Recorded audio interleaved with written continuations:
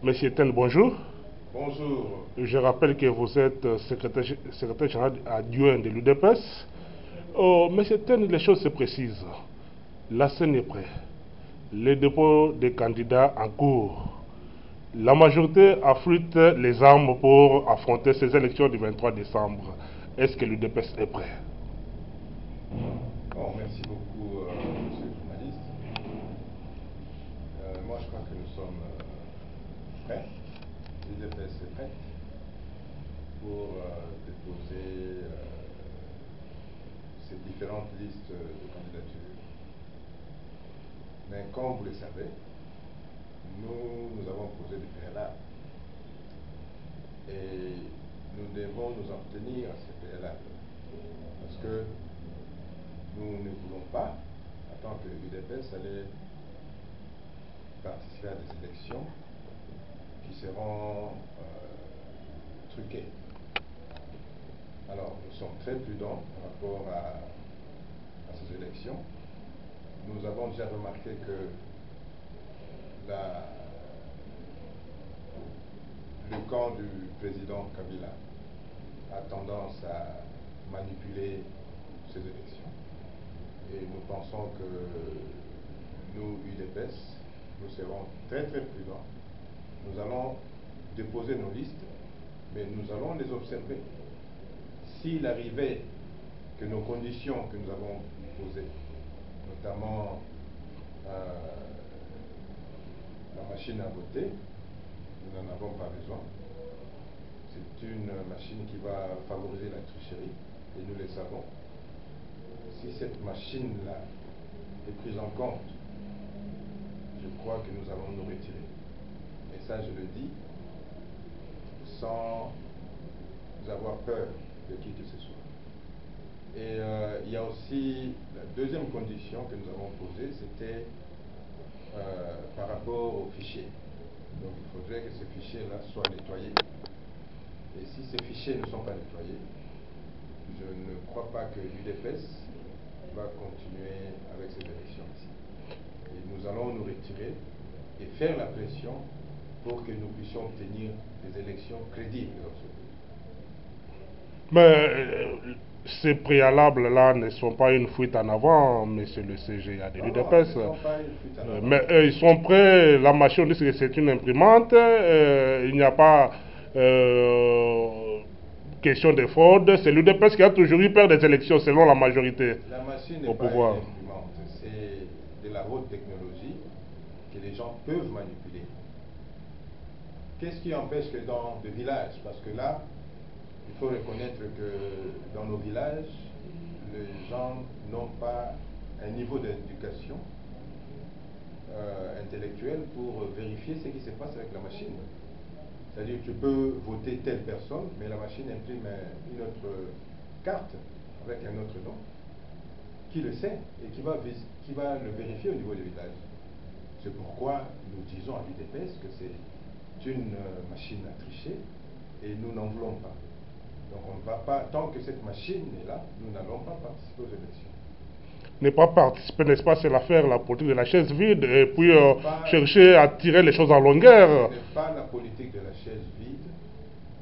À quoi bon de participer à une élection qui sera d'avance, dont les résultats ne seront pas acceptés, et nous partons comme perdants? Parce que s'ils utilisent cette machine, c'est sûr qu'eux, ils vont en tirer des avantages, n'est-ce pas? Et nous ne voulons pas que ça soit comme ça, se passe comme ça. On ne peut pas participer à des élections où nous, d'avance, nous savons que nous allons perdre, où les élections seront truquées. Donc nous disons que tant que cette machine-là est présente, tant que cette machine sera utilisée, nous n'allons pas participer aux élections.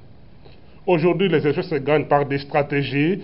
C'est ce que la majorité fait. La majorité travaille chaque jour pour gagner des élections. Non. Alors aujourd'hui, l'UDPS ne peut pas travailler pour contourner cette tricherie au lieu de boycotter. On n'a pas boycotté. Et ce que je vous dis là, c'est une stratégie aussi. Si on voulait boycotter, on allait le faire maintenant. Maintenant, nous allons manifester notre volonté d'aller aux élections. Et on va déposer d'ici dimanche soir, on va déposer nos listes. Et si, après, la CENI maintient la machine à voter et que les fichiers ne sont pas nettoyés, à ce moment-là, nous allons carrément nous retirer et faire la pression pour qu'on ait de bonnes élections. Parce que nous ne pouvons pas participer à des élections, je le dis une fois de plus, à des élections pour accompagner Kabila ou pour accompagner PPRD. Et c'est ça notre stratégie. Autant appliquer la politique de chaise vide que de participer aux élections qui vont certainement vous permettre de ne pas avoir de chaise. Donc voilà notre stratégie. Et on le dit clairement, et la CENI le sait. On l'a déjà exprimé à plusieurs reprises à M. Nanga. Et si lui, il ne veut pas changer, il ne veut pas tenir compte de nos conditions, parce que son objectif c'est d'accompagner M. Kabila, et nous sommes des Congolais, nous allons continuer la lutte. Notre objectif ce n'est pas d'obtenir de chaises. Notre objectif c'est de mener une lutte vraie pour que le Congolais se retrouve. Et quand nous aurons des chaises, nous allons effectivement travailler. Et voilà notre lutte, le but de notre lutte. Nous n'avons pas besoin de participer à un gouvernement ou bien à un parlement où les gens nomment le candidat. Ils vont nous nommer, nous serons minoritaires. Et à quoi vont participer à un parlement comme ça? Mais je crois que notre stratégie va tenir, et nous le disons, et nous n'allons cesser de le dire. Tant que la machine à tricher sera utilisée, nous allons nous retirer et ne pas participer aux élections. À 5 mois des élections, du 23 décembre, des élections générales, et aujourd'hui, si on élaguait cette machine, si on prenait la décision de mettre cette machine de côté, ne voyez-vous pas qu'il y aura toujours, il peut y avoir un glissement? Et que faire pour ne pas avoir ces glissements avant ces élections? Je ne crois pas qu'il y aura un glissement, c'est question d'une bonne volonté. Si par exemple aujourd'hui ils disent voilà, nous tenons compte de vos revendications, ce ne sont pas seulement des revendications de l'UDPS, mais ce sont des revendications de la population congolaise. Par là, on voit aussi l'impression des bulletins, ça peut prendre du temps pour qu'il y ait des élections manuelles. Non, mais ça peut prendre du temps, ce sont eux qui vous disent ça. Les impressions ne prennent pas de temps. Ils ont dit qu'ils ont des moyens, n'est-ce pas, au niveau du pays. Qu'ils impriment des bulletins. Ça ne va pas prendre du temps. Il y a quelqu'un, je crois qu'il y a 2 mois, quelqu'un a fait des calculs pour dire que c'est toujours possible. Et jusqu'aujourd'hui, c'est toujours possible. Alors maintenant, au cas où il traînait des choses en longueur pour qu'il y ait glissement, connaissez notre position. Donc après le 23, Kabila ne sera pas le 23 décembre. Donc s'il y a glissement, ce n'est pas avec lui qu'il y aura glissement. Il faut que les politiciens se rendent compte. Là, vous parlez de la transition sans Kabila. Bien sûr. Parce qu'on ne peut pas continuer avec quelqu'un qui a déjà fait montre d'une mauvaise volonté et qui n'est pas capable de diriger ce pays. On ne peut pas continuer avec lui. Lui, il est seul. Mais combien de Congolais souffrent ici à cause de lui? Alors ça, on ne peut pas continuer à tolérer ça. Après le 23, il faudrait qu'il y ait une transition sans lui. S'ils ne veulent pas prendre les conditions que nous avons, ou le peuple congolais a posées, avant qu'on ait des élections, parce qu'il faudrait que les élections soient crédibles. Et avec la machine à voter, je ne crois pas qu'on aura des élections crédibles. Et à ce moment-là, on va faire la pression pour que Kabila... je crois que la communauté internationale a commencé à comprendre aussi. C'est pourquoi vous allez voir bientôt, là, il y aura de membres de la communauté internationale qui vont passer ici. Et on a démontré que maintenant, Kabila, ce n'est pas... c'est lui le problème au Congo. Voilà. Donc on ne peut pas continuer. S'il glisse après le 23 décembre, qu'est-ce qui nous prouve qu'il ne va plus continuer avec ces stratégies diaboliques pour qu'il continue à diriger ce pays? Non, on ne peut pas tolérer quelconque glissement. Donc après le 23 décembre, s'il n'y a pas d'élection crédible, nous allons faire pression et nous et peut-être la communauté internationale pour qu'il ne soit plus là. Mais le MLC dit à travers son secrétaire général, Mme Bazaï, que non, ce n'est pas opportun d'aller dans une transition sans Kabila. Non, nous devons faire pression pour qu'il y ait des élections avec lui. On va faire une pression pour qu'il y ait des élections avec lui le 23 décembre 2018. Au cas où il n'organise pas des élections crédibles le 23 décembre, à ce moment-là, je crois que même le MLC va réfléchir deux fois pour croire à une personne comme ça. Les évidences sont là. Que voulez-vous voir encore, avoir comme preuve? Les évidences sont là. Maintenant, même le MLC, si le MLC se présente aux élections avec cette machine à voter, moi je ne crois pas que le MLC aura des sièges. Donc il faudrait qu'on soit prudent. Voilà. Nous combattons pour le peuple et nous ne pouvons pas tolérer ça. Aller aux élections après lesquelles le peuple ne va pas se retrouver. Monsieur le secrétaire général, aujourd'hui nous constatons que Kabila ratisse large. Nous avons la majorité présidentielle élargie aux opposants. On les appelle opposants qui sont au gouvernement. Et il y a maintenant l'UDPS qui est dans la majorité, qu'on appelle le FCC. C'est quel UDPS? C'est quel UDPS? L'UDPS dirigé par Tchibala. Il y a aussi l'UDPS Tshisekedi. UDPS Tshisekedi. Et l'UDPS Tchibala, dirigé par l'autorité morale Bruno Tchibala. Est-ce que c'est ça l'UDPS, n'est-ce pas? C'est pas ça. Vous n'avez pas peur de cette configuration, l'élargissement de la majorité? Ça, effectivement, comme vous le dites, c'est l'élargissement de la majorité. Tchibala était là avec nous. Et moi, depuis un certain temps, même quand il était avec nous, il était chez nous physiquement, mais son âme n'était plus avec l'UDPS. Il cherchait comment voler aussi l'argent pour la mort du président. Et c'est là où il est maintenant. Il est en train de se remplir de poches, tout simplement. C'est pourquoi il est maintenant... On vous disait depuis longtemps que Tchibala est avec le président Kabila. Bon, maintenant il est avec lui. Il vous a montré clairement que, voilà, il n'était pas avec l'UDPS.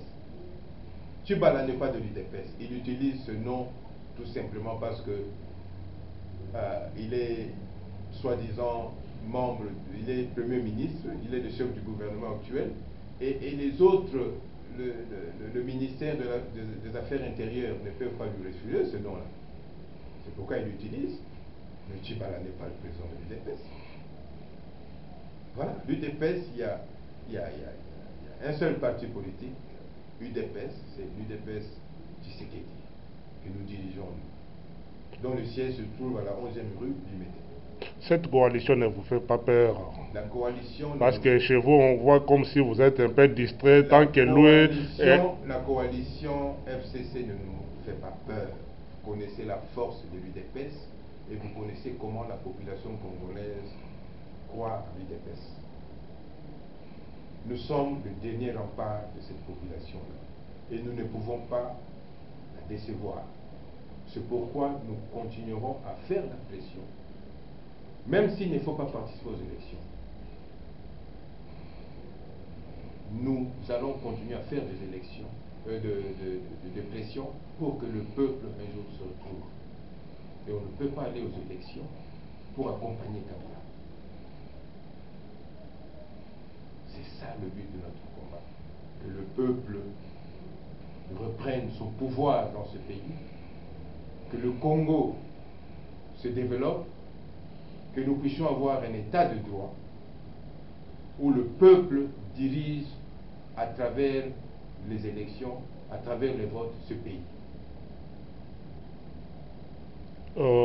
Si on vous demandait aujourd'hui, on demandait à l'UDPS que mettez-vous ensemble autour de la table pour trouver des solutions crédibles qui peuvent nous amener aux élections crédibles, apaisées, acceptées par tous. Quelle serait la position de l'UDPS? Mettez-vous ensemble avec qui? Le pouvoir en place, la majorité en place. Mais ils connaissent nos conditions. On ne peut pas continuer à se mettre ensemble comme ça, après ils nous dribblent. On ne peut pas continuer à nous mettre ensemble comme ça. Ils nous considèrent comme des petits-enfants. vous avez vu, on s'est mis ensemble combien de fois depuis que notre président était encore vivant. Et puis, dernièrement, ici, avec nos accords de la Saint-Sylvestre, qu'est-ce qui s'est passé? Nous demandons encore de nous asseoir avec le pouvoir. Nous ne sommes pas dédiés. Nous avons déjà pris une décision. Nous attendons le 23 décembre. Et nous attendons aux élections crédibles. Si nous n'obtenons pas ces élections-là, ces moments-là, nous allons nous mettre ensemble avec les gens de bonne volonté, les gens qui ont l'amour du Congo, pour que nous puissions tracer une voie par laquelle nous allons tous passer. Et Kabila, on va le laisser hors jeu. Donc Kabila ne va plus jouer. Nous voulons travailler avec des gens qui aiment le pays, avec des gens qui aiment le peuple congolais. Et nous allons nous sacrifier jusqu'à la dernière goutte de notre sang. Donc il ne faudrait pas que les gens pensent que nous sommes en train de blaguer avec cette lutte. Nous sommes des responsables et nous savons que nous sommes en train de lutter pour 80 millions de Congolais. Et nous ne pouvons pas sacrifier la vie de 80 millions de Congolais à cause d'une personne qui veut nous mettre à genoux. Et ça, qu'ils le sachent,